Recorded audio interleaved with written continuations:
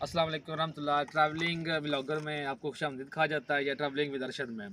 तो आज हम जिस जगह पे आए हैं तो ये अगर कैमरा मैन मेरा जूम करके दिखा सकता है तो ये देखिए पहाड़ी का मनाजर कि जब आंधियाँ वगैरह आती है, जब तेज़ तूफ़ान आते हैं तो पहाड़ी के जो तोते हैं, अक्सर खबरों में सुना होगा कि पहाड़ी का तोता गिर गया, तो वो कुछ इस तरह के मनाजिर होते हैं तो जिनसे काफ़ी भारी नुकसान होता है। अगर वो सही कैमरा मैन जूम कर सकता है तो वो आगे दिखाएगा कितने बड़े बड़े तोते गिरे पड़े हैं।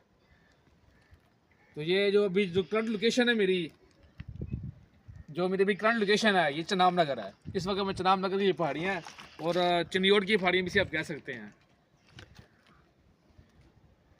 तो मिलते हैं हम अगले व्लॉग के साथ, तब तक के लिए अल्लाह हाफिज़।